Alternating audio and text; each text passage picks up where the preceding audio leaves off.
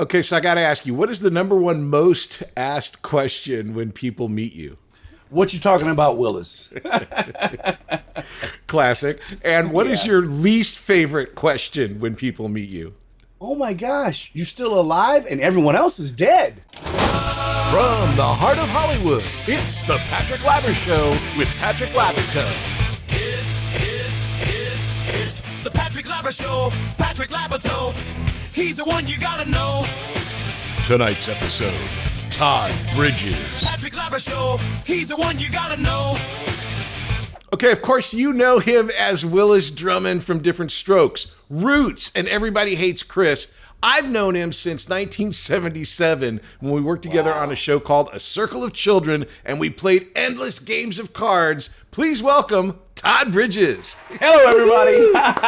Hey, what's up, Patrick? How you doing, man? Oh, man, Doing this great, is great. man. I'm so glad you're here. So just to set the table, let everybody know, we did a movie when we were kids in 77.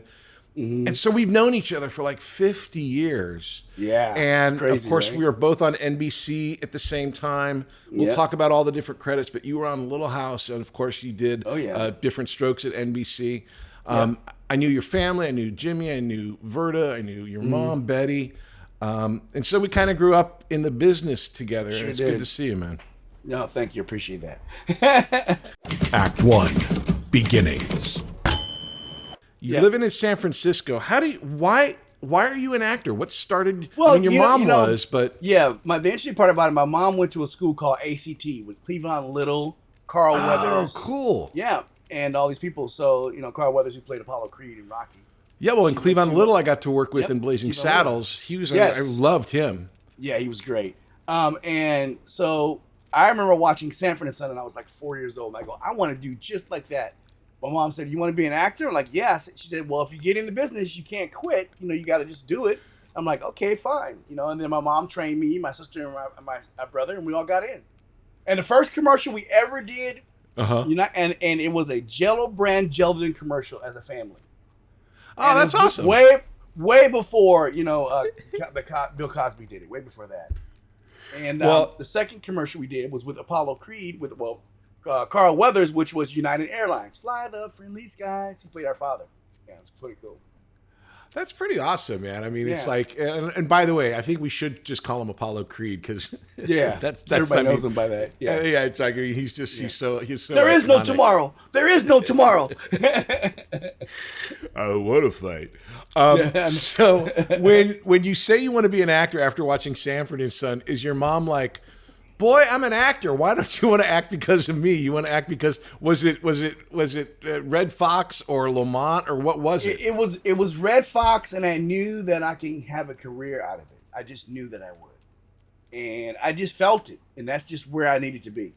And so, how did you get from San Francisco to Los Angeles? The whole well, family moves down? my mom decided that we're going to move to L.A. from San Francisco, and she told my dad we're moving to L.A. And my dad was like, I don't want to go to L.A. My mom's like, we're moving, so you better come with us. And he came with us. We moved to L.A. But the thing I didn't know was how different it was from San Francisco. What's LA the was difference? Completely different. Well, San Francisco was more like friendlier. Everybody got along. I've never heard the N-word in my life out there. Our best friends were white, black. They were every color. Yeah. And when you got to San Francisco, it was very segregated. It was totally different. When you got to Los Angeles. When I got to Los Angeles, it was very segregated. Not the same. Where did you end up originally? I know that you finally ended up in like Woodland Hills, but where'd you end up when you first got here? We first moved to. We lived in Culver City. Okay. And that's when we showed up. Okay, the story goes like this: we showed up. They talked to my mom on the phone. Found out she had perfect credit. We had the money. We had sold our house in San Francisco. She had the money for the down payment to the house. My dad had a great job. He was a longshoreman. My mom had a job at a bank manager, so they had money, and we, going to get we're gonna move to Culver City. It's gonna be great. We all go in there, and we're standing there, and the lady goes, "Oh, we don't have any houses here for sale." Oh no! way. Yes. Oh my God! That was my first thing of racism, and I still didn't quite understand what was going on. I was like, they sold the house. That was really weird, So my mom goes, they won't stop me from buying this house. So my mom went and got one of her friends that lived down there who was white, had her go in and sign the paperwork with her name on it. And we Well, moved there. I mean, look, you're laughing, you're telling a good story, but damn. I know, right? It's like, look, in my lifetime, I lived in Los Angeles my whole life. Obviously, you know, we're of liberal bent here in California and Los Angeles. To me, it never really kind of, I didn't see it because, of course, I'm white, and we didn't really care who our friends were. Yeah. But to have that happen at that time, because that's what, early 70s? Yeah, like 73, 74. Yeah. So what happened? What happens when this big black family moves into this little white neighborhood? Would they freak out? So they were a little bit freaked out. But here's the funnier part. We met this Spanish kid who lived there, or Mexican kid, and his name was, I forgot what his name was.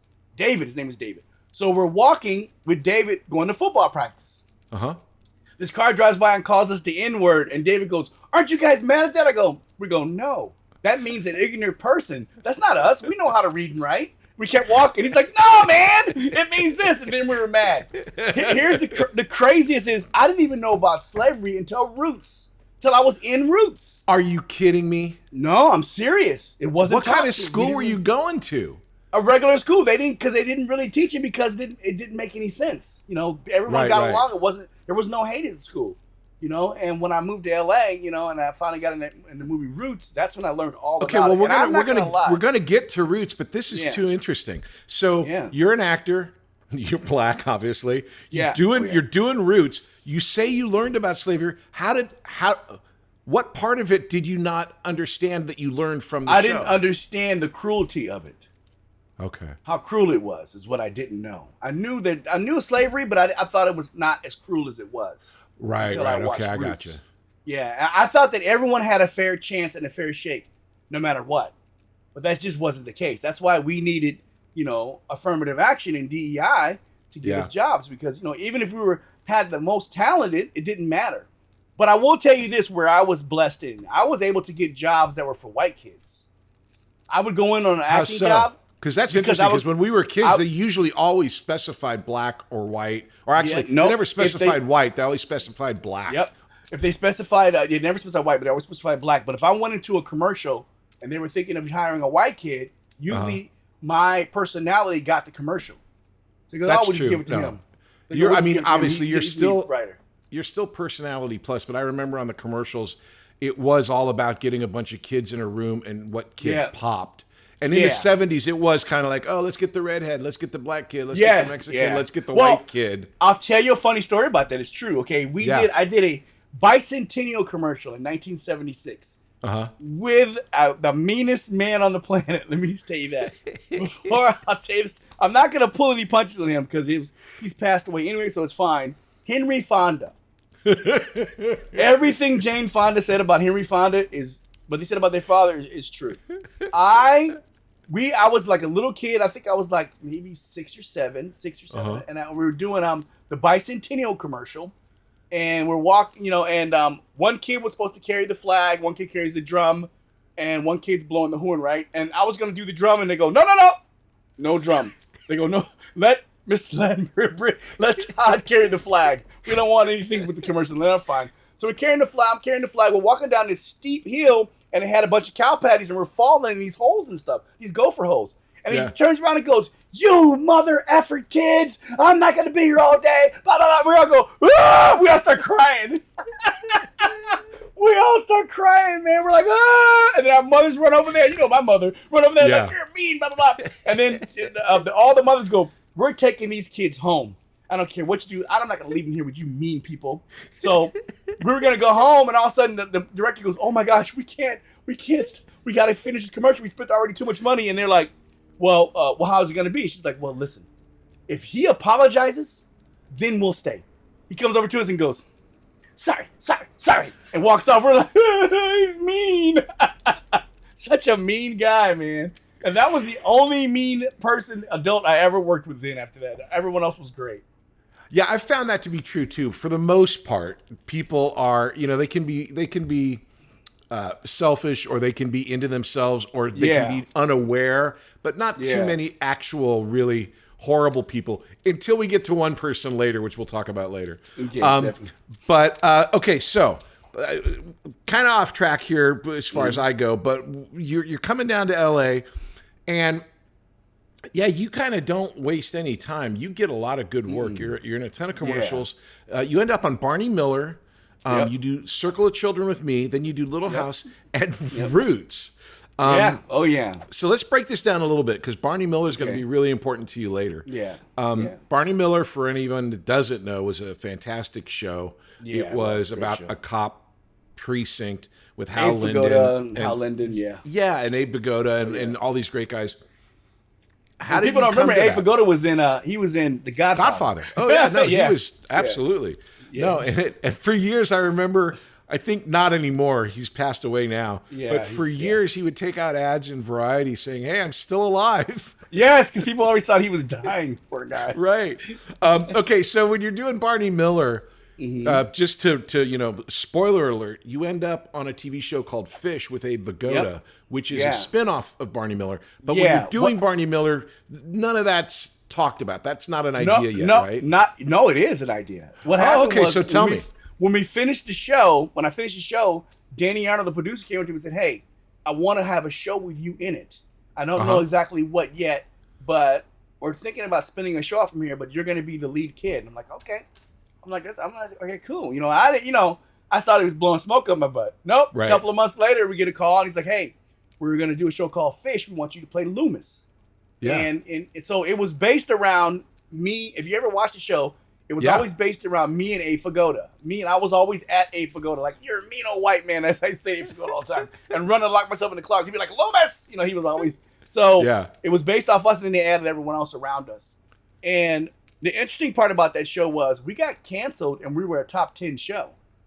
Abe Vigoda I was interested in asking about that. wanted more money. And back then, you know how they were. Producers owned everything. They're like, "No, we're not giving you more money." And they canceled the show. But for me, it worked out, because the show gets canceled. I get a call from Barbara Bugliotti at NBC, and she's like, "Hey, I got a show that I think you should be on, because we need someone to surround this young kid who's just starting out. And we need somebody who knows what they're doing in front of a live audience." And and you guys had done like 40 episodes of Fish already. Yeah. And they had been auditioning, but they couldn't find the kid. So they were like, "We just want to bring you in, and you can just do it.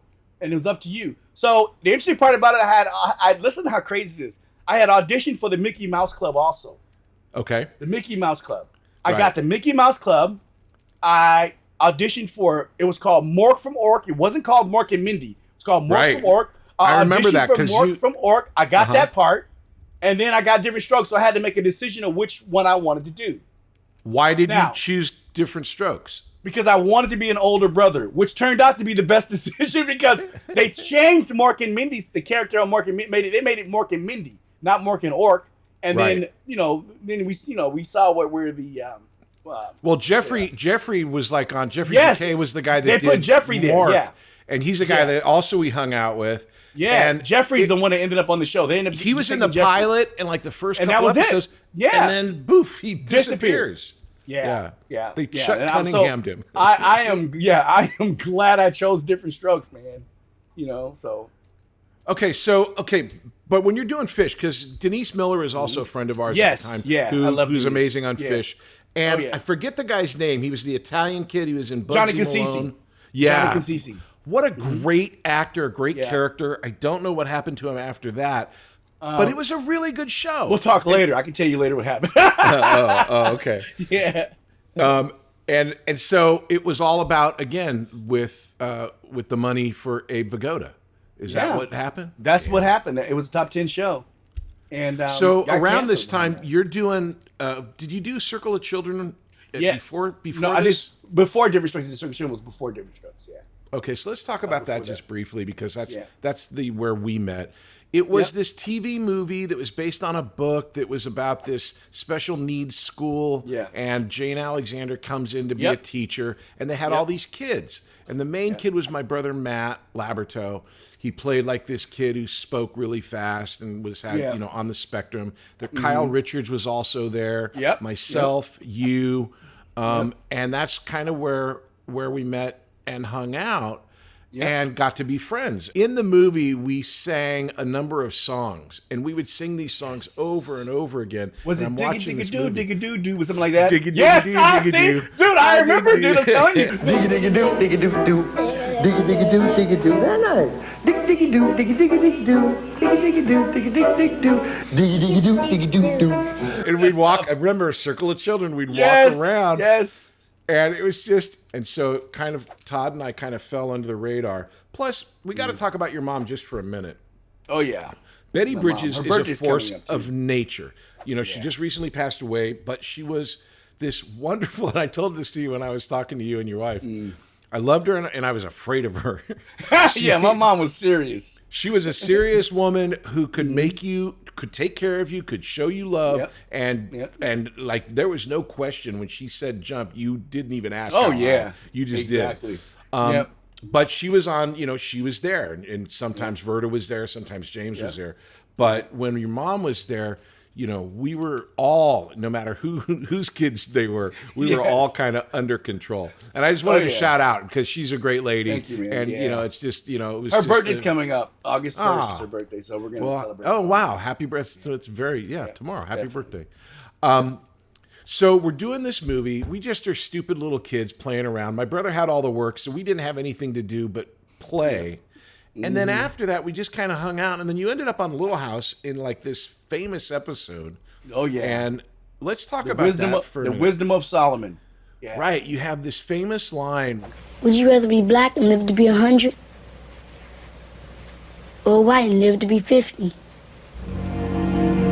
So what was your experience on Little House and then with the resurgence of that? You know, my experience in Little House was wonderful. It was great. Michael Landon was wonderful. Melissa Gilbert, which is one of our friends, she was wonderful. Everyone treated me great. You know, everyone was good with me. But what happened with me on Little House is it messed up my English. Okay, I spoke perfect English, but I had to learn to speak like I didn't really know English well. Right. So my mom had to teach me that, and it ruined my English. You know? you went full method. Yes, I went full method. I was like, man, I was saying things like y'alls and ain'ts and suds, and I'm like, what the wrong with me, you know? But I had such a great time because I had a lot of dialogue on that show, a lot of dialogue, and I remember a lot of, and I had to cry a lot on that show too. It's Little House. Everyone cries. And the one I remember is ain't in the river, but you can't kill me. I've been told by the man from Italy. Well, I've never been up, I've never been down. My soul is heaven bound. That's what I can remember from one of the things. Wow. Yeah. That's a great memory. Yeah. I can't remember when I watch the episodes. I'm sure it's the same for you with Diff'rent Strokes, but when I watch episodes, sometimes I catch them on TV. I don't know if I know what happens next because I remember. Oh, no, I shooting do. it. Oh, you do? I do. Okay. Yes. I remember immediately what happens, dude. I know the whole episode. I was able, That's amazing. For me, like I have a flash memory too. Okay. Like when I learn dialogue, it takes me about an hour and a half to learn dialogue. I know it for that day. But if you ask me the next day, I'm like, nah. I would have to see it again. If I see the show again, then I'll remember it again. But otherwise, I'm like, I don't know what that said. What we did yesterday. That was yesterday. Right. I'm in it today. You know, so I always like when I watch different shows. That's why the Circle of Children. That's why I remember the song because I remember it. I remember. Right. It. Well, and we had to sing it over and over again. We did. So, constantly. okay, you're this young actor, and all of us, it was a smaller business. You know, there was New York kids and there was LA kids, and I guess you were hired on you were hired on talent too. Right, but even if it absolutely hired on talent because there wasn't a lot of us, so there was a group of kids that we always ran together. Even though we weren't auditioning for the same parts in commercials and stuff, we were always in the same rooms. Yeah. And then I would imagine there's even like a smaller group for black guys because there's just not as many as there are white guys. At the time, with me, it was me and Kim Fields doing everything. That's right. That's all. Yeah, Kim was just you me, guys and did. Kim was like 4 or 5 years younger. Right. We did a lot of stuff together. So Kim Fields ended up being in Facts of Life, but before that she did a show called Baby I'm Back. Me and Kim Fields that's another strong mom was Chip Fields, man. We worked, she was too. We worked a lot together in a lot of stuff because if they needed usually a older boy, black kid, and a younger girl, it was always Kim Fields and me doing stuff. So we did that a lot. And we weren't, and back then, the craziest part about it, we didn't get invited to a lot of white parties. We got invited mainly to black parties. Yeah, it was different so back then. Weird. Yeah, I know, man. It's crazy. And I say it's so weird not because I'm surprised of racism, but because there was always some sort of thing of like, well, it's not like you're white or black. It's like you're in the business. It's like just the business. But even then, you're saying there's still that separation. Yep. Oh, yeah. We were separated. It was like I went to... How I got to meet a lot of people, though, was from Sammy Davis Jr. Right. Because in the early 70s also, I traveled. I don't know if you noticed or not, when I was like 14, 15, I traveled with Scott Bell, Lou Ferrigno, sometimes Donnie Most. We did a show called the Hollywood Teen Tour, all around the amusement parks in the United States. We would sing and dance on stage. Where is that sitcom? Well, that would have been a crazy sitcom. Trust me, it would have been. Wait, hold on a second. Did you say Lou Ferrigno? Yes, he'd go too. Lou Ferrigno used to just go on stage and flex his muscles. I was going to say, poor guy's deaf. I don't know how good a singer he is. But no, he wouldn't sing, but he'd flex his muscles and that kind of stuff. But me and Scott Bell would sing. That's amazing. So how and long we traveled did you do that? We did that for 3 years. Was that we traveled during when he was on Happy on the Days weekends. And you were on we would leave like on Friday night on a red eye, get to a city, perform on Saturday, come home by Sunday. That's exhausting. It was exhausting, yeah, but it was like, and that's where I ran into a lot of craziness because different states. Oh man, right. I remember one time we were in Alabama and Scott Bell was in my room. Yeah, check this out. Scott Bell's in my room. We're playing games, some kind of games. Because me and Scott used to do. I'll tell you the stuff we used to do, crazy stuff, the things, and the airports. So we were sitting there and we're playing cards, and the phone rings and Scott gets him an answer. He goes, "Hello," and then I see his face change, like literally go like a ghost, and he hangs up. He goes, "I gotta go," and he leaves. And I'm like, "What's going on?" So he didn't tell me until like maybe 10 years ago. He told me that he picked the phone up and he go, "This is the Grand Master from the Ku Klux Klan. You tell that if he shows up, we're gonna kill him." So Scott had ran outside, went and told his dad, but went and told his people at the place, and they ended up having so much security around, and I didn't know why the security was all there. Oh, and that was the other guy. Scott didn't have moms on the set, but he had Mario, his dad. Mario was the tough guy. Yeah. So it was crazy. That's all the places. This is interesting because I have a question here later when you're doing Diff'rent Strokes, but again, we're kind of all over the place, which is fine. Yeah. When you're famous on Diff'rent Strokes, and obviously you're still black, you're black, you're famous and you're black. And you mentioned Sammy. Yeah. Is there, what kind of pressure or not pressure or camaraderie is there when you're a black celebrity with the black community? Like, because you're representing them now, right? Is that kind of like how it works? That's kind of like what they try to say that we're representing them, but the thing about it, we're really representing ourselves as individuals and people. But the thing about it was, what I loved about it was I always did everything as much as I could for our community. I did as much as I could. I went to all the schools and stuff and talked to the people and all that. And but I would imagine that as a young black kid looking at Diff'rent Strokes or looking at Todd Bridges, that's kind of what I want to understand is like, because again, white guy, people come up to me and say, "Oh, I love Little House. It means so much to me because my grandmother watches it."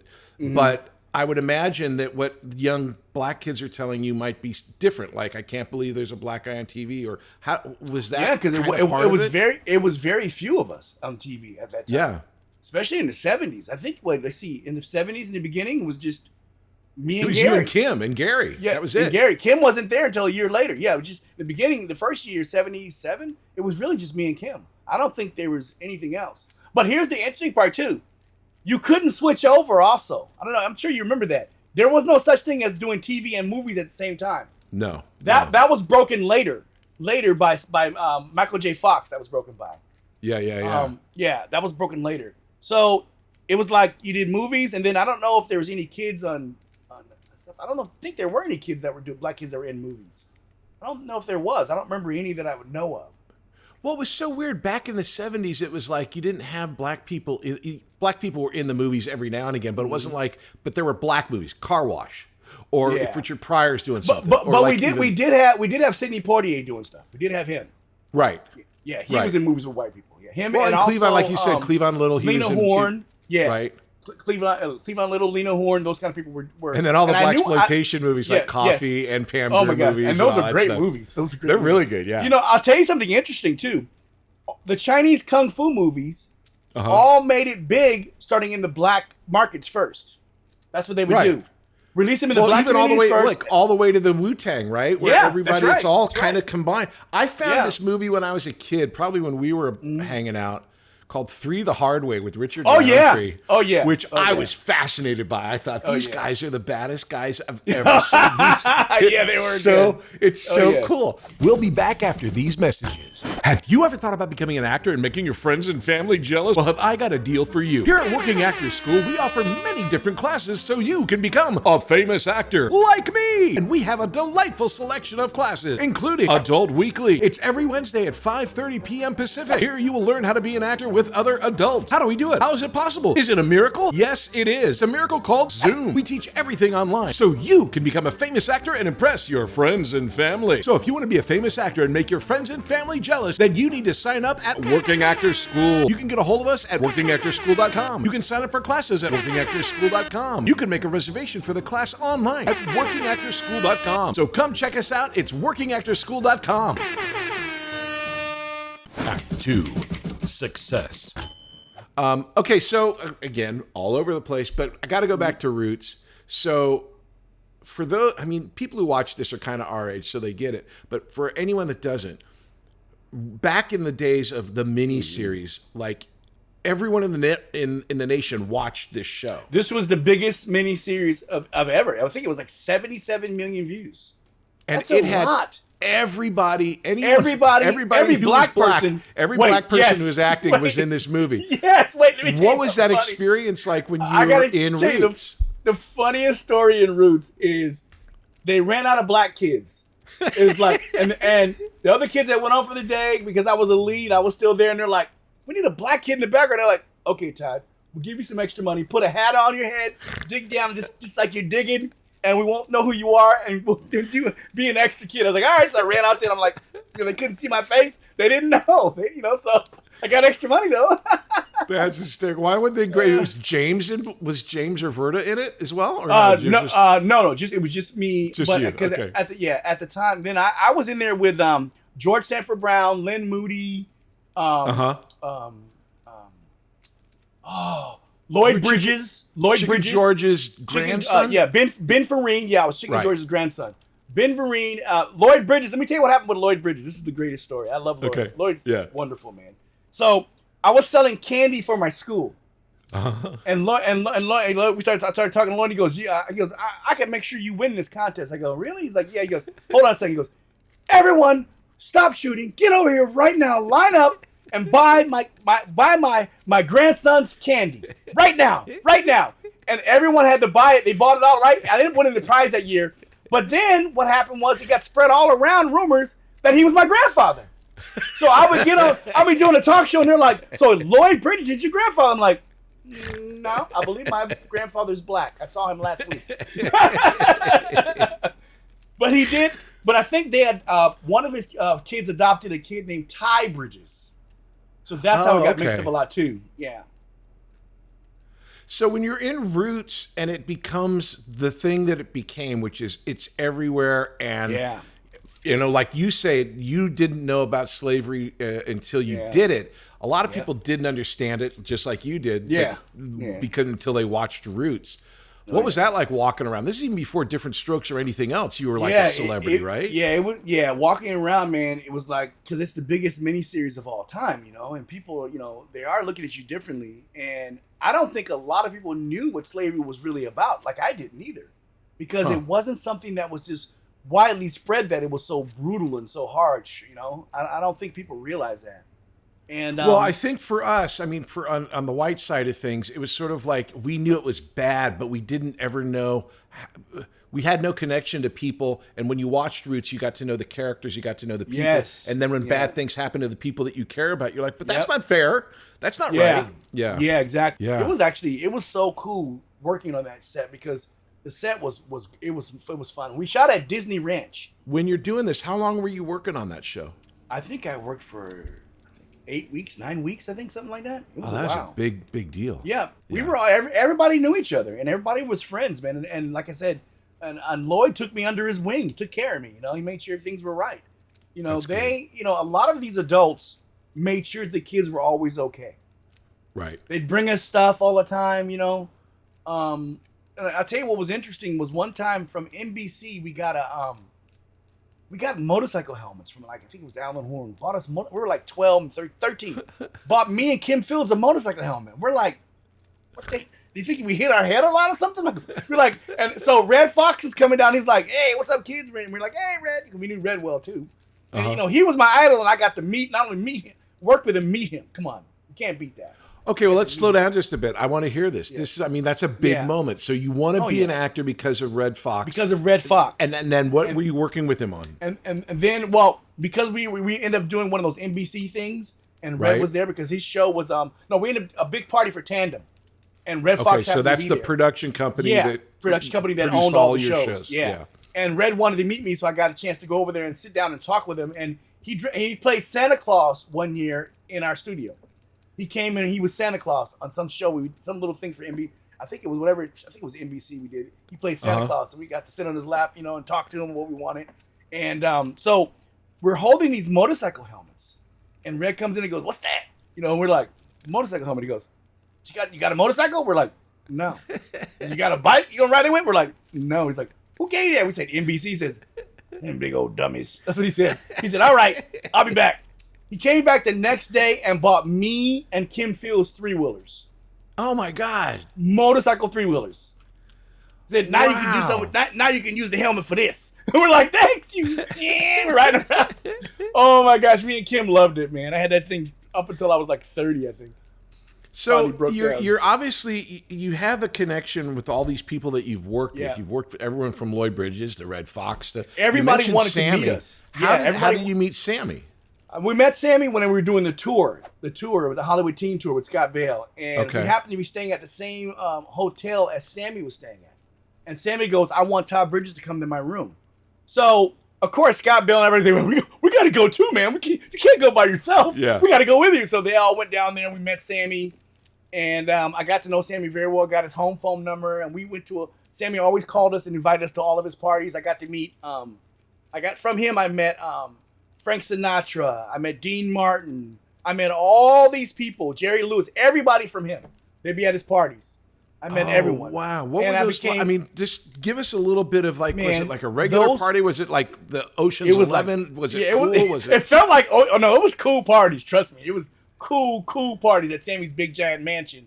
And they would all be there, man, you know, and they'd be talking.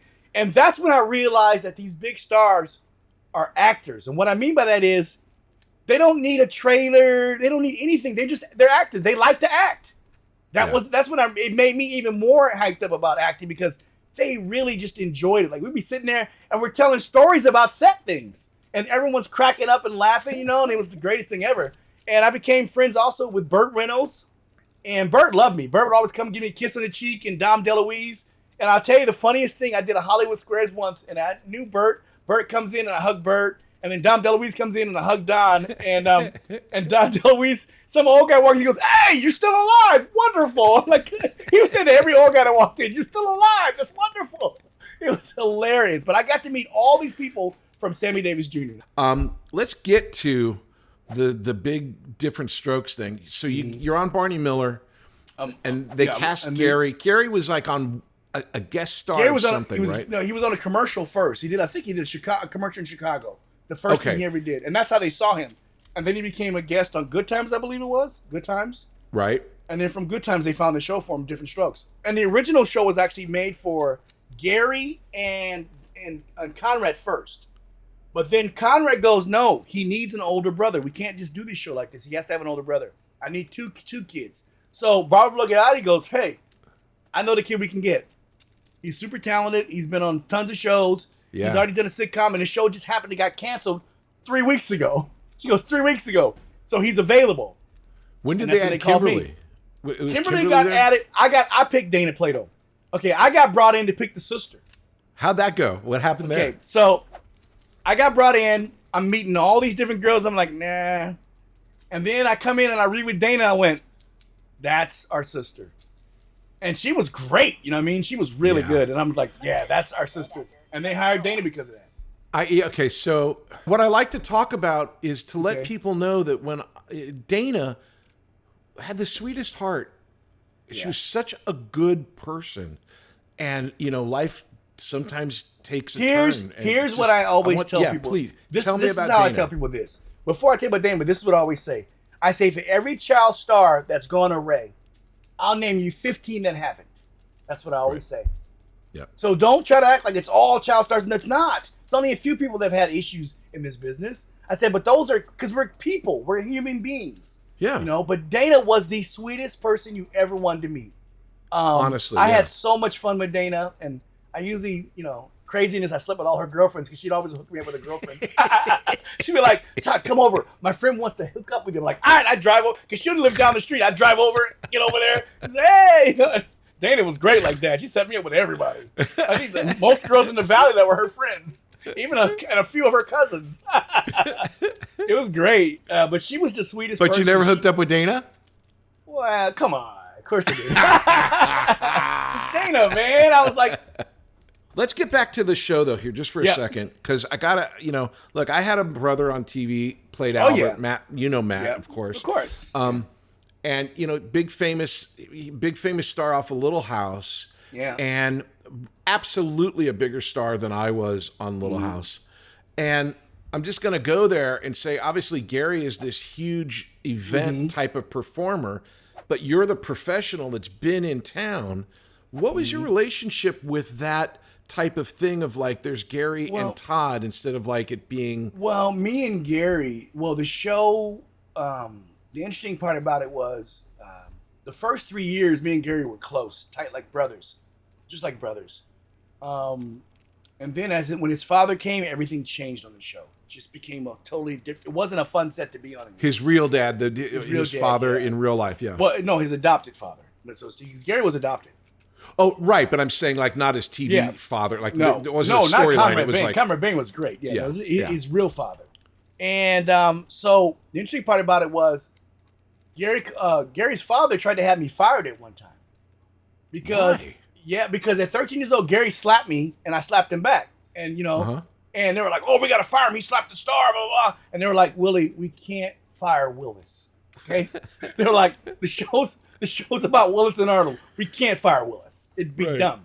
We don't want to make the show go under fast because I knew for me I was okay because Gary was the star. I was okay with that, but I got all the girls, so I didn't care.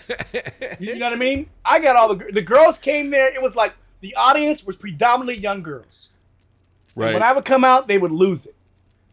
So I didn't, so I was like, yeah, you can be the star, but I'm getting. So you guys had this really good relationship. We had a great relationship, but people, I don't know if people know this a lot, and I don't know how much it impacted. Go ahead. Willie Coleman separated us for like a few years.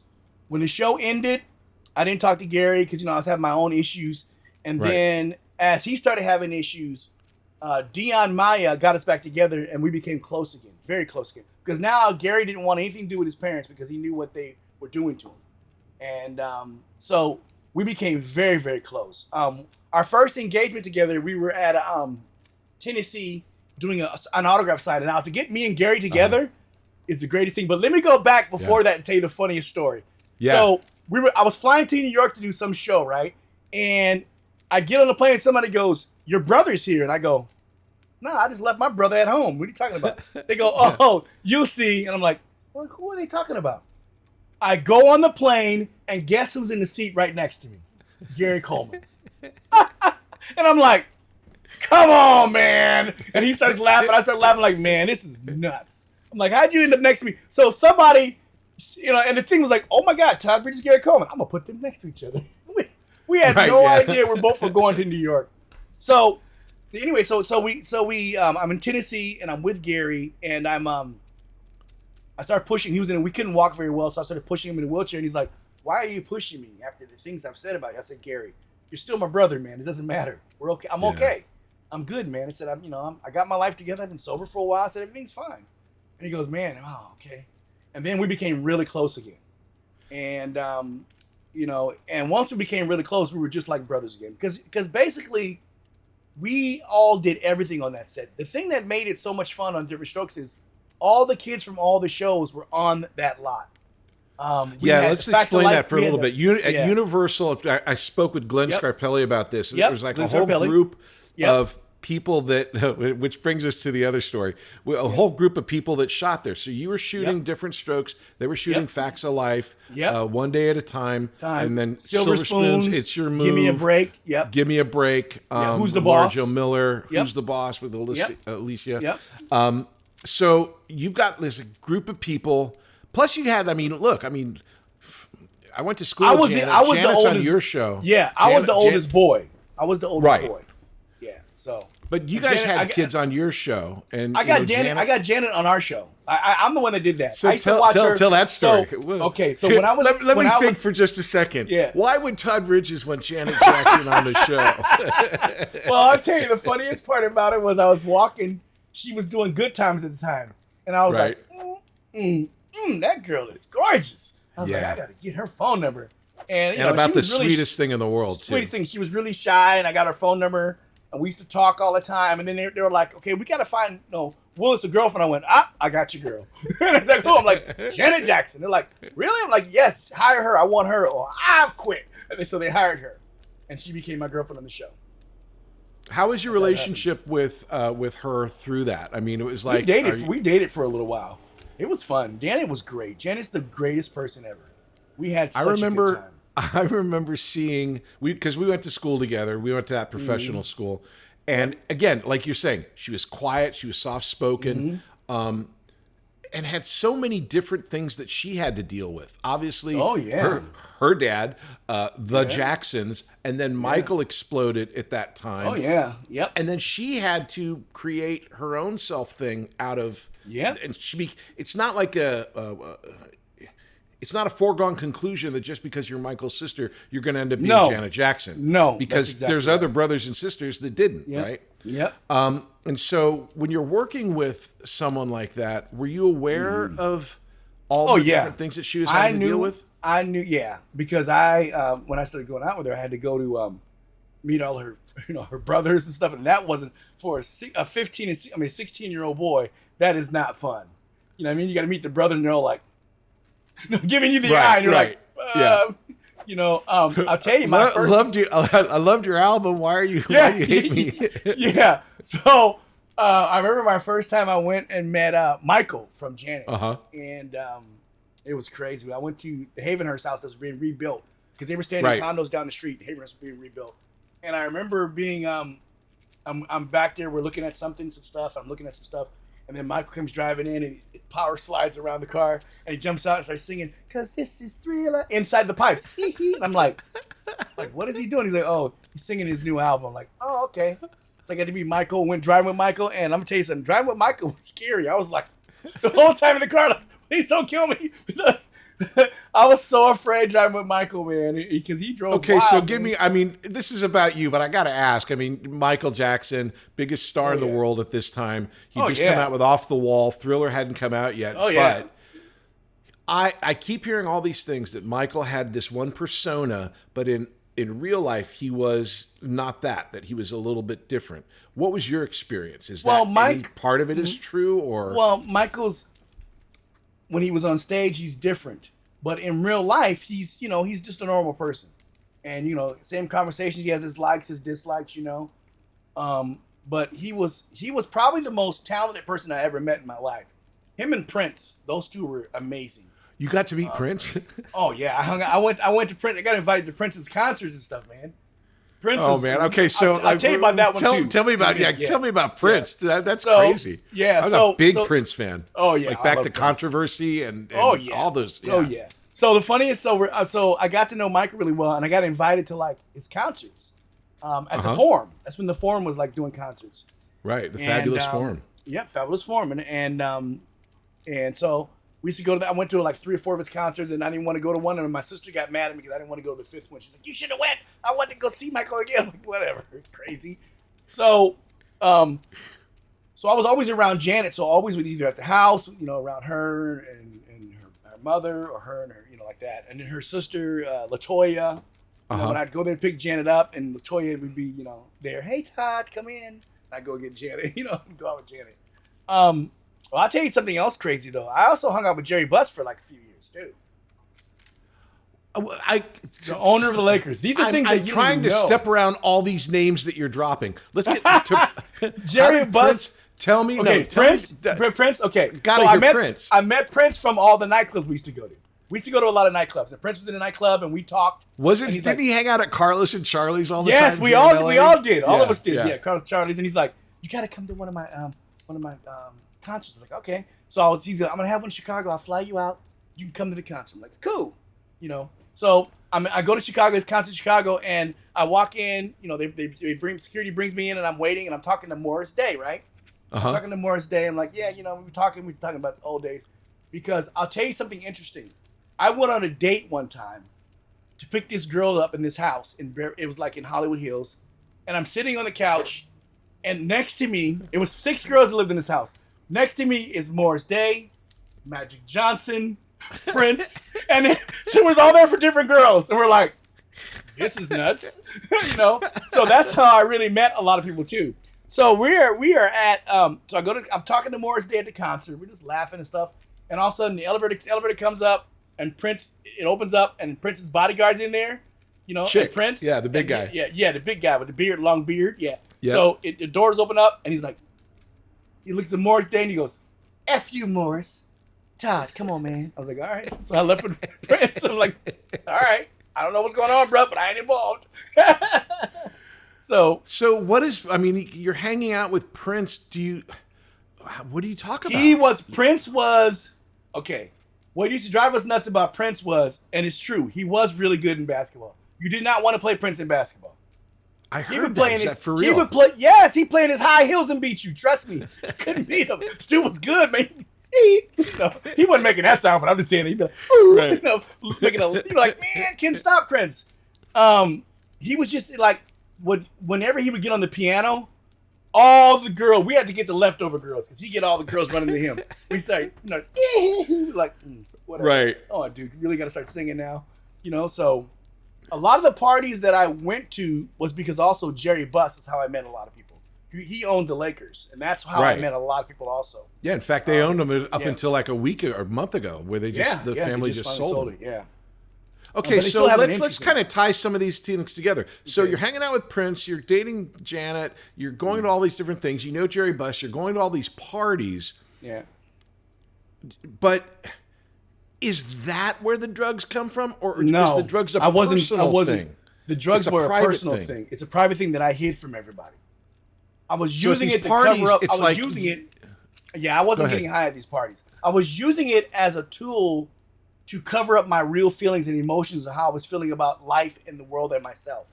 You know, you don't abuse drugs unless you're feeling really terrible about yourself, and you use it as you use everything else around you. Yes, you use everything around you as a reason to continue doing it.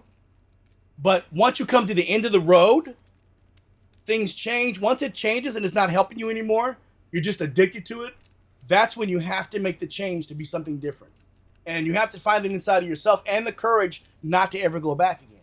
And that's what I've been able to do for 32 years, not to ever go back to that. So I think that's really interesting, because I do want to make this distinction between it's a private hell as opposed to when you're at these parties where crazy things are happening. Doesn't mean that you're being crazy. No, yeah, but, no. I mean, Jerry Buss, Showtime was a huge thing. It was a real deal here in California or in Los Angeles. Yeah. And, you know, the Lakers at that point were celebrities as much as anybody else. Oh, yeah. That's right. Oh, yeah. And so you would have a backdoor pass to all of this stuff. Yeah, I would always go to the games a lot? Yeah, I went to the game. We go to dinner, have dinner inside the Forum Club, have dinner, and then we go to Jerry's Box. And then after Jerry's Box, we go back to Jerry's house with all the girls. And then if that wasn't kicking, we go over to Playboy Mansion with Jerry. Todd? Hey, I had a fun in my life. How many Laker girls did you go through? Dude, it's not just Laker girls. It's Playmates too. It was nuts. It was nuts, dude. I had a great, I made a joke on your podcast. It's like I was on Little House on the Prairie. Girls wanted to hold my hand. It was not that experience. Yeah, I had the greatest experience. I'm not gonna lie, and and that's why I can't sit there and say I didn't have a great time because I did. I lived the ultimate of a life, but I thank God that I'm still alive and I didn't die. I didn't get no diseases. I didn't die. You know, I'm still alive to be able, because I know that God has a purpose for me in my life to do things that I'm doing, and like I can't wait till I get to tell my story in a feature film. It needs to be told.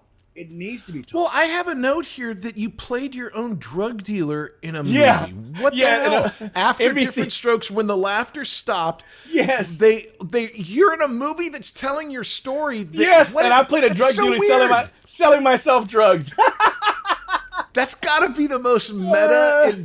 How did that happen? What was that about? I sit there like looking for the drug dealer because I knew about it. They paid us, and I'm like, I could just play the drug dealer. I know what was said and how it goes down, man. They're like, all right, good, you can play it then, and I played it.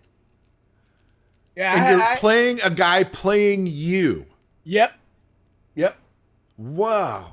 Okay, so let's get to this one story. So I told this story. I'm doing these TikTok stories, right? Yep. And look, everyone's got stories in their life, but I have to go through and go, okay, well, what's kind of interesting of this one? And one night I came home and I'm like, okay, well, I got to do one. There's that. I'll tell this story. And it blows up. It was the big Jason Bateman story. And it goes really viral for all the reasons, I guess. Yeah. And people were like, everyone has an opinion for sure. So tell me, what was your remembrance? Obviously, he was on Silver Spoons, and then It's Your Move, and I think they shot right next to you guys. Yeah, you're right next door to us. Yeah, right next door. Let's start off first with what's your relationship with Bateman? How do you know him? And I know Bateman since a kid. Being a child from his sister. From his sister on Family Ties. That's how I know Bateman. That's how I know him. Jason. Okay. Was from his sister, Justine Bateman, Right. and he was always a lot smaller. So he didn't quite.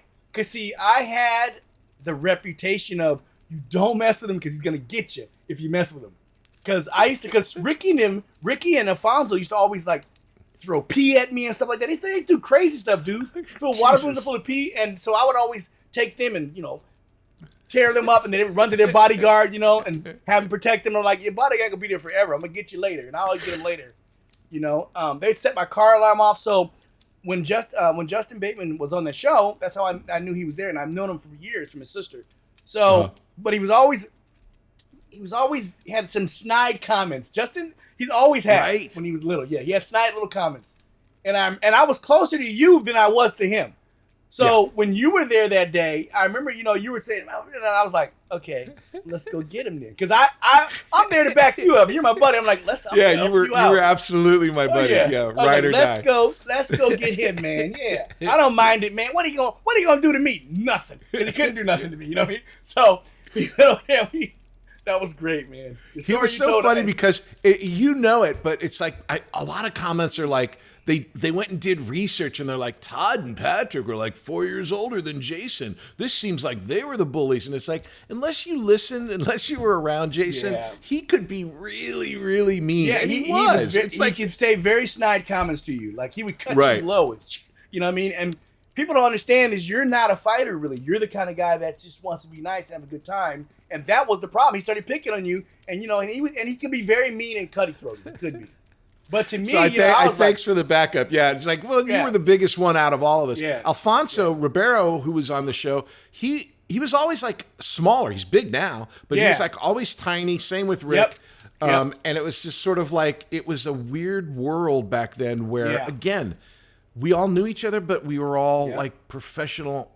Oh, yeah. We were at work. Yeah. But we're kids. So Todd and I threw him into the garbage can. Oh, and yeah. He was younger than us, but he was a really mean person. Yep. And the thing about different now. Yeah. Well, because I did the live Diff'rent Strokes with him. He was there. We talked for a bit. He's all right, but everyone's still with me with my reputation. They're like, shh, be nice to that guy. He's a little bit crazy sometimes if you mess with him. So he was good with me. But who I was really impressed with, I got to meet Dwayne Wade on that set, on that live Diff'rent Strokes thing. And he said something to me that I've never heard from a black person in my entire life. And Dwayne said to me, he said, hey, man, I just want to tell you thank you for what you leading the charge in the television for black kids. He goes, thank you, man. And he hugged me. Wow. oh my gosh. It's like, wow, I'd never heard that before. I would think that's all you would hear, though. No, I mean, man. because that was the show. I never heard that until Dwayne Wade said that to me, man. We'll be back after these messages. Hey there, I'm Patrick Labyorteaux, and I've been an actor since I was a little kid, so I know what it's like to be a little kid actor. So I have a class here called Youth Weekly, and that meets every Tuesday at 5:30 p.m. Pacific, and it is an awesome class if you are young and want to learn all about acting. We have a great set of kids, and it's taught on Zoom, so you can do it from anywhere. You can do it on your phone, you can do it on your laptop, on an iPad. It's awesome. I've had kids take a class while they were in the car coming back from soccer practice. I swear to you. So if acting is in your blood, come to workingactorschool.com and check out the Youth Weekly class every Tuesday at 5:30 p.m. Pacific. I'll see you there. Act 3, present day. We've talked a lot about all the trappings of celebrity and fame and everything. What was your life like on Diff'rent Strokes as a working person? How did you, I mean, was it an easy set? Sometimes it can be difficult? It was an easy set because usually Conrad Bain made it easy. He was the father, played Phil Drummond. He made it easy. He made sure things were, because the first season, we had a director that didn't like me and Dana. Didn't like us. He liked Gary, Todd, or is that another guy? No, his name was Herbert Kinmuth. Okay. Did not like me or Dana. He yelled at us all the time. Didn't yell at Gary, but he yelled at me and Dana. And Conrad saw it one time and he goes, that's enough. And he goes, tell him to stop. And then he goes, Conrad took all of our parents to the network and says, if this guy's not gone next season, we're not coming back. Wow. And they got rid of him. And then they said, well, we got to find a director. So that's when we went out and we found Garen Keith. Uh-huh. He was our director the whole time. We never switched after that. We only had Garen Keith. Everybody else had different directors, not us. We had Garen Keith, and that was it. I have a real big preference when I do 3-camera. What was your tape night? Friday nights. That's my favorite. I didn't like this. Facts of Life did Tuesdays. I didn't like Tuesdays. It breaks your rhythm. Yes, that's what I thought. You would come off of like a the weekend, and then you tape. I didn't like that. I liked better having the weekend to do what I wanted to do, not have to any lines, and then start on Monday. Right. Yeah. Exactly. Because I would fool with the script. By Thursday and Friday, I knew my lines, but Monday and Tuesday, I was all over the place. But I was just, because I didn't really... They change. I mean, by Tuesday, it's a different script anyway. It changes so much. Yeah, it changes so much. So I was like, man, let's learn this. I'll tell you what, the hardest set I ever did was, I did for 2 years, I think it was, I did Young and the Restless. That was difficult. They changed stuff. Why? Because they changed stuff every second. And there's a massive amount of dialogue in the scene. Yes, and it's really difficult to learn stuff that fast. And then finally, what's his name? Kristoff St. got me on the show. Okay. And Kristoff, again, another kid actor. Yeah, another kid actor. Like, we've been around each other forever. Yeah, I mean, I remember Kristoff at the He was in Bad News Bears. Yeah. Oh, yeah. So I get on the show, and he's like, Todd, you don't have to learn it all. I'm like, what are you talking about? He goes, let me show you. We go around the set. He's showing me his dialogue in drawers, on walls. And I'm like, what? Wait a minute. What do you mean? He goes, dude, the camera's not on you. This is one camera. This is not the multi-camera you're used to. He goes, when the camera's on somebody else, you be looking at your dialogue. And you listen to what the line is, and you, bam, ba ba ba ba ba ba ba ba ba ba ba. Camera goes off you. Walk over here. He goes, you walk over there. So I learned from him how to do a soap opera. That's awesome. I haven't seen him in a long time. He passed away. I just want to. No, passed really? Away. Yes. That dude was jacked. Passed away. He passed away. Oh man, we're losing so many people. Yeah. I remember hanging out with you. I just want to bring this up. I don't remember you and I, my brother. I think James, Marcus. Wyatt at the time. Marcus, what's his name? Is it Wyatt Chong? It's Chung now. He changed it. Okay. And I think Stoney Jackson, we ran into him in Westeood, right? We were all hanging out in Westeood, which was a thing. And it was just we had a really good time going to Westeood. yeah. But it was weird because it was you, my brother, who were both obviously famous, me, who's like semi-famous. Marcus wasn't famous yet. Stoney was famous. And just like watching the people watch, like you'd walk around and we're just doing regular stuff, eating falafel or going to a movie. Exactly. And people were like nuts for you guys. Yeah. Was it like that for you everywhere you went? It was back then, yeah, because back then there was a thing called teen idols, and we were teen idols. They don't do that. They don't have teen idols anymore. Now they have celebrities, but you're not a teen idol anymore. Well, I guess if you're in a singing group or if you're K-pop or something like that. Yeah, I guess K-pop, but I don't. Yeah, but it's still not the same because they have so much more access to you. You know, by your absolutely, Instagram influencers. I guess they'd be influencers. Yeah. But see, if we had like think about if we had Instagram and Facebook back then. Oh my goodness! Well, you would have no fluids in your body. You would just be a husk. Yeah, it would have been a different ballgame. Okay, so you obviously had this rough period of addiction and with the law and everything. So that you go look it up if you want to know about it. Yeah. You told us about your way back, but you told me this story that you got to tell about when Eddie Murphy decided to help you out. Okay, gotta tell this story. So I've known Eddie Murphy for a while too, right? And Eddie was like, "Man, we got to get Todd some help, man. He tripping, you know." So he's like, "Okay, we got to find somebody who knows about drugs." And they're like, everybody's like, naming Rick James, send him a Rick James over there. So they send Rick James to my house. Now, if any of you guys know anything about Rick James was getting higher than I was at the time. So Rick comes to my house, you know, he opens his car door up and all this smoke comes out. You know, and I'm like, what's going on? I'm like, what you need? He's like, hey, brother, I want to talk to you. I'm like, oh, okay, go step in the house. I'm so sorry. I don't mean to interrupt. Did you know Rick at this point? Or yeah, was it just I knew Rick. I knew Rick from different places, you know, different clubs and stuff. But when Rick spoke, you listened. I mean, Rick was loud. So when Rick spoke, you listened. I'm like, okay, come on in. And he goes, let me see your stuff. And I didn't know what Rick was saying. I'm like, what do you mean my stuff? He goes, your stuff. I'm like, Rick, what are you talking about? He goes, your drugs, man. I go, oh. And I'm like, why am I? He goes, let me see it. I'm like, all right. So I showed him. He goes, man, that's too. I don't want you killing yourself. That's too much. Let me take a half of that. Take it from key stuff. And then he started talking to the girl on my couch, and she went with him. And I'm like, this is, you know, I'm ready to kill Rick at this point. So Rick leaves, and I'm like, what? You know, what's going on? What kind of drug intervention was that? He took half my drugs and left. I can't get over the fact that it's Eddie Murphy decides to help you with an intervention, sends Rick James, which I don't. But Eddie didn't know. Eddie didn't know. No one knew that Rick was getting high either, really. But I did. Are you kidding me?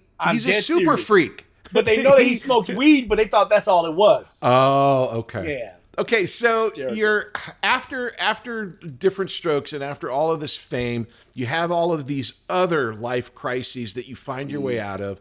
And then you end up on Everybody Hates Chris, which is one of my favorite shows. I thought it was such a good show. Yeah. What was your experience with that? At the time before I got on that show, I was doing a show called World's Dumbest. I don't know if you ever saw that. That was where we comment. It was with me. It was like we comment on videos. It was like after those home funny videos, except for they had comedians. Me, like a VH1 type of thing. No, yeah, but it wasn't on VH1, but yes, like a VH1. Okay, got it. So it like talking head over videos. Yeah, okay, it was on True TV. And I was doing that, and then I got an audition for Everybody Hates Chris. And when I went on the audition for Everybody Hates Chris, it was a black casting director. I won't mention who she was, and she basically didn't really want me to get the part. She didn't. But let me tell you how it all worked out. I can tell you how God worked it all out. So, wait, why would she not want you on the show? She didn't. I've had that problem with some casting directors before, and this person was one. What's the bias though? Like the trouble with the law, or I don't know. Willis, I don't know. I have no idea. So I go and I audition for it, and she was like, "Yeah, well, they're looking for a different type, but thank you." I go, "Okay," so I leave. You know, all of a sudden I get a call a month later, and they're like, "Hey, no, they want you for this role." And my agent, I made a deal. I said, well, you got to work around World's Dumbest. I said, I'm doing that show 3 days a week. You know, just pick, tell me what day you work, and I can work around it. I can just, if I'm shooting on this day, I can shoot later. And they go, okay, no problem. So they ended up working around it. Then I talked to Ali Leroy about this show, and he goes, man, let me tell you how this works. He goes, I know God Ali inspired Leroy this- was the executive, the showrunner on with yeah, Chris Rock. Yeah. yeah, with Everybody Hates Chris. So he says, I never look at tapes in my entire life because I never do. He goes, something told me to put the tape in and look at it. And I put the tape in. He goes, I see your face, and I just stop and I go, calls up the cat and said, hey, did you offer this person the role? No. She goes, why not? Of course he could do this role. You know that, right? Yes. Give him the job. So I ended up getting the job, and my first day I hadn't worked on a sitcom in a while. You know what I mean? Yeah. This is, and especially considered. But a it's black a one sitcom. camera. But it's Yeah, also one not a camera. live audience. Yeah, it's a one camera sitcom. Yeah. Sitcom, but I still haven't worked on one in years. So I get to the set. You know, I always get there early. That's my thing. I get there early, and they go, "Oh, you got some new dialogue." I'm thinking 1 or 2 lines, maybe. Yeah. Ollie changed everything, and I'm like, "Oh my god!" I call my mom, and I'm like, "Mom, I don't know what to do." Mommy, here I am in my 40s. Mom, I don't know what to do. My mom's like, "Boy, if you don't put this phone down and start learning your lines, you get it. Don't worry, you'll be good at it. Don't worry about it." Blah, blah, blah. She pet me up and said, "All right," hung up. So I ended up doing a great job. So good that they come to me before I left and they go, "Would you like to be a recurring regular in this show?" I'm like, "Yeah." They're like, "Okay." Yeah. You after today, your performance today, man, had everybody laughing, man. So I owe homage to Chris Rock for allowing me to do that show, for Ali Leroy, because I had never been hired. Listen to how crazy this is. I had never been hired from these black people like this from the show. I've never been on a black show in my life. That was the first time I was on a black show. I wasn't on the Parkers. I never was on Martin Lawrence. None of them shows I was ever on. None of them shows. Oh my gosh. And you never, that's so weird. That's not weird to me. I won't get into the reasons why, but that ain't weird to me. But I get it. You know what I mean? But I was, my thing is, I'm super talented enough that I should have been on everything. I can hold my own. And that's what Ali Leroy knew. He knew I can hold my own. He was like, "Oh man, yeah, man. I actually did stand up for 15 years. That's But hard. I never did that. Not in Los Angeles. It's a mean business. It's a really difficult It's a mean business, but you just gotta, you gotta make people laugh. And it's not that difficult. I talk about everything I've gone through. That's all I do. And people be cracking up. Well, It and like is. we've discovered here, I mean, your personality Yeah. is like, it's never really different than when we were little kids, but it's just like you're able to, see the joy in life, which is beautiful, man. Yeah, I can express crazy situations and make them funny is what I do. So I'm a big Sandler fan, and you end up in That's My Boy. So how did that happen? Because obviously you'd fought Vanilla Ice, you kicked his ass, and then you end up playing scenes with him. I'll tell you. Okay. Okay, Adam Sandler happened to be on Paramount Lot at the time.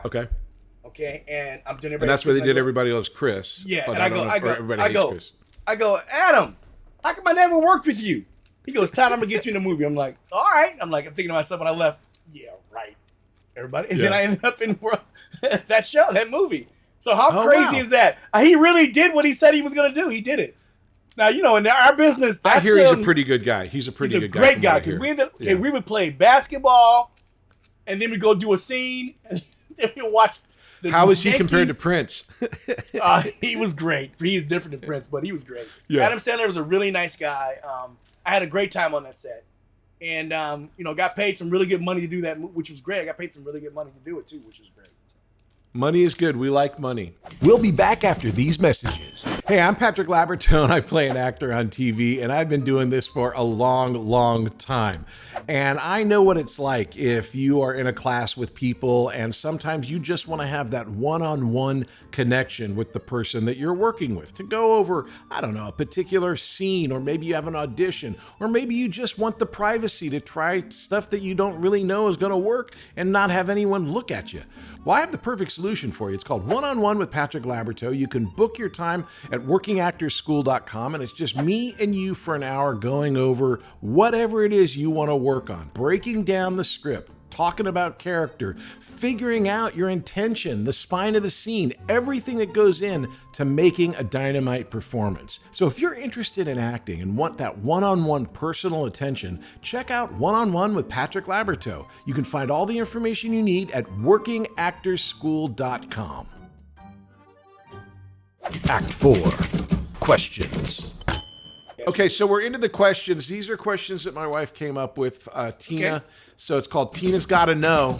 And the first question is, that's SheauxBiz. What would you say is the most Hollywood moment of your life? The most Hollywood moment in my life.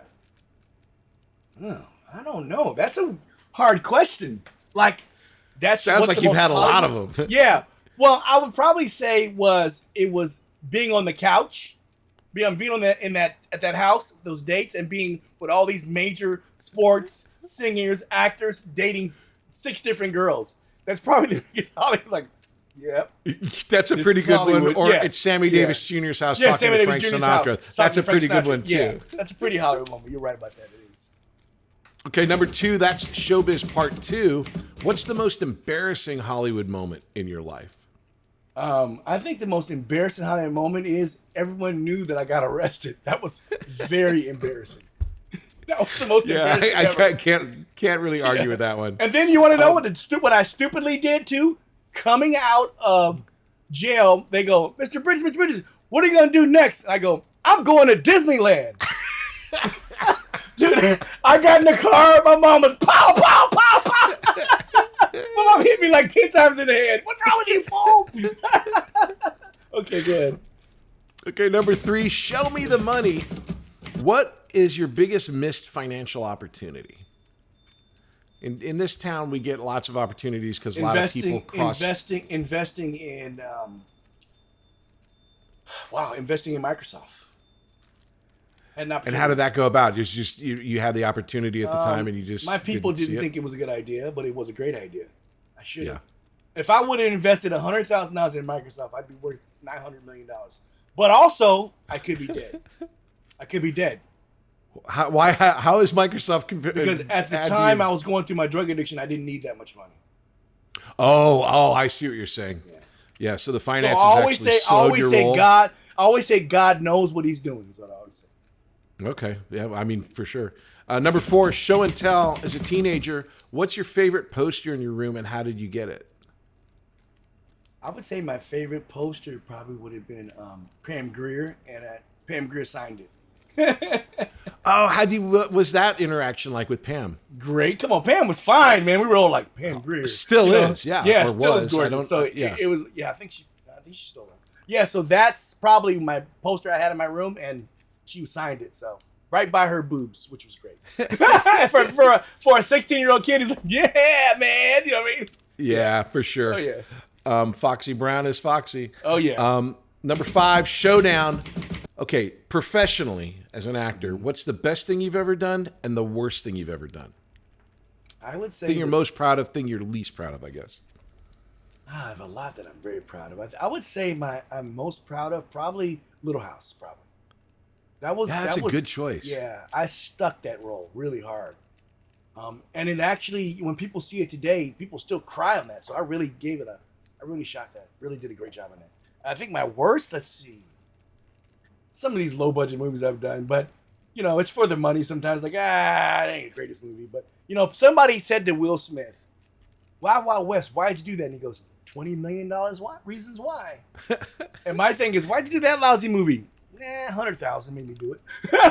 That's, well, if you look at your IMDb, there's not a year that you don't work. Yeah, I mean, it's like you're not a guy that disappeared. It's just that it's not. Look, NBC in the 70s and 80s, when you're least, the lowest rated episode, 25 to 30 million people are watching. Yep. And that audience isn't around anymore. You just don't have that anywhere. All right, so here we go. Let's see here. Number 6, no show. What part did you want but didn't get? That's interesting. What part did I want but didn't get? I would say that had to be recently. I auditioned for The Rookie. And I really wanted that part. It was about a guy who lived in a building, homeless guy lived in a building. And then when I saw the role, they went white and a lot older. The problem is I don't photograph a lot older than I am. Like the guy they hired was. You don't look. I mean, you don't. Yeah. You don't got gray hair. Yeah, I do on my chin. The guy they hired was a white guy. He was 60 and he looked, 60. And that was my Right. problem. I didn't get it because of that, but I really wanted that job because I really wanted to be, one of my favorite shows is The Rookie, and I wanted to be on that show. So I really wanted that job more than anything. Right. All right. So number 7, what movie, number 7 is favorite show. What movie has most influenced you, or TV show? Scarface. Scarface. Why? What's the thing about Scarface that you take away Because when the whole drug scene, Okay. I crashed and burned just like it was if I didn't get killed by a shotgun. And that was one of our favorite movies. We used to we played that movie in our house, and I had like 3 different, my brother lived there and some other guys lived there. We had roommates. And someone was always watching it, a VCR tape. And everyone would come eventually sit down and be like, and start watching the movie till the end. Everybody always watches it. It is one of those movies between whether it's the disco scene or whether it's the siege scene or whether it's the one in the work camps where there's always a good piece of that. And the crazy part about it was they weren't giving out Academy Awards for roles like that. No, that was like considered like A-level trash. Yeah, it was just sort of like a genre film. He deserved an Academy Award for that role he played in that movie. You can't do no better than that. Body so Al fucking Pacino? little Jucania, baby. Exactly. That's like, he deserved it and didn't get it for that, but he definitely deserved an Oscar for that. But that's one of the movies recognized, and that movie changed my life. So this may be the same answer then. Show Me Again. What is the movie you rewatch the most? Right now? Well, then. Or like if you want to throw something in, what do you rewatch? I would say the movie I probably rewatched the most is probably Buckaroo Banzai. No way! I love Buckaroo Banzai. That's one of my Across favorite. The 8th dimension. I got to meet John Lithgow. He played Conrad Bain in the live Diff'rent Strokes. And I was like, dude, my favorite movie, Buckaroo Banzai. He goes, oh, thank you, Todd. He was a great guy. Came in and hug. I'm like, thank you, man. I love that movie. Come on, man. Mr. Big If Movie. you haven't seen Buckaroo Banzai, it is a batshit crazy movie. It is. It's so good. Yeah. Laugh while you can, the monkey boy. Yes, I love that movie, man. One of my favorite movies. And I still, to this day, I tried to watch my wife, and she didn't understand it at all. I'm like, you don't get it. Yeah, you either get it or you don't, and there's no shade Yeah. if you don't like it because it's very specific. That's a great movie. Final question, number 9. Okay. Show me some love. What's your favorite performance of mine, Todd? Yours? I used to love you and Jag, man. I loved you and Jag. Thanks. I used to watch you and Jag. I'm like, damn, Patrick, kicking back. Like, that's a good show. I should call him. No, I never called you, but I was like, I should call Patrick. But I love to watch you in that show, man. You were very, you looked like you were really in the military. Like, you knew what you was doing. That's acting. We had such great technical advisors. Did They you? really took care of us. Yeah, we had a Nice. guy who literally was on when they evacuated Vietnam. He was one of the guys on the helicopter getting people out of my Vietnam. gosh. He was a Marine. He was a full-on, Matt Siglock was the guy's name, and we loved him. And he made everybody look professional. Otherwise, I'm a soup sandwich. As he would call me, he goes, "Oh man, you're a soup sandwich. You got to straighten up. You got to." Yeah, you had perfect posture in there too all the time, because they make you do that, right? Yep, I tried. Yep. Epilogue. Okay, man. So we're in the epilogue. This is where you kind of plug away. Tell people what you're doing. I found that you wrote. Did you write a book or was it I wrote a book. Okay. No, I Killing wrote a book. Willis, from Diff'rent Killing Strokes Willis. to Mean Streets to the life I always wanted. Yeah. Well, the life I always wanted meant that finding myself again and becoming the person that I was and being happy with wherever I was in life, I was happy with it. Yep. That. Okay, and then you got. I was on the podcast Dang with your wife Betty Jo Bridges. My wife Betty Jo Bridges. Yep. And then I stream on Twitch. I'm a Twitch streamer. I play video games on that, and also what else do we have? I have my website where we sell merchandise from Dang and Diff'rent Strokes. What you talking about? Willis shirts and all that kind of stuff. Even baby Willis shirts. I sell all that on there now. I figured out people said it to me enough. I might as well capitalize off it too, right? So absolutely. Yeah. Definitely. What's your answer when people come up to you and say, "What you talking about, Willis?" Is it I go, Willis is here. Where's he at? That's what I say to people now. I'm like, where is he? And they're like, yeah. Or they go, are you? And I go, Micah Peterson? Yes. Who are you? And they're like, no. Were you ever on I said, you're on a TV show? And then sometimes I go, I am him. And they're like, no, you're not. And I go, see, I'm not. Got you. Gotta go. Did they ever say that to you? No, you're not. It's always the most fun when people recognize you and then don't believe you when you answer Yes, that question. yes. They're like, no, that's not. You can't be. Then it's not. I guess you're right. Well, dude, thank you for taking your time. Thank you, man. Thank you Definitely. for being so open and honest and fun. Oh, yeah. And I can't get over how long we've known each other. I'm going through this. I know, right? Man, we were little kids when we met. We were. And it's like, And such a life that you've lived since then. Man. Yeah, I've lived a crazy life, but I also lived the life that led me to where I'm at today, which is being settled with myself. That's the most important thing. Being okay. God bless with, you, man. That's awesome. Being okay and wherever I'm at, I'm good with everything. That's what I'm trying to teach my life. You thanks gotta be okay again. with what here. Thank you. No, Thank you, man, Patrick Labyorteaux. We'll hang out, and I had to tell my wife gotta how to see say your each other. name. She tried to say your name, and I'm like, no, it's Labyorteaux. Trust me, I've said it a million times. Yeah, exactly. All right, man. We'll talk to you soon. Thank you, man. It's the Patrick Labyorteaux, Patrick Labyorteaux. He's the one you gotta know. Hey, everybody. I'm so glad that you're enjoying the podcast and checking it out.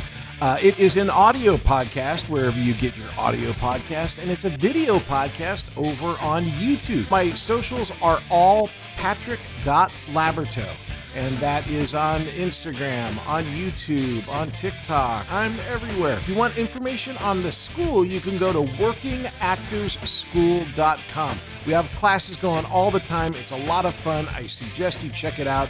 Hey, we'll see you next time. It's the Patrick Labyorteaux, Patrick Labyorteaux. He's the one you gotta know.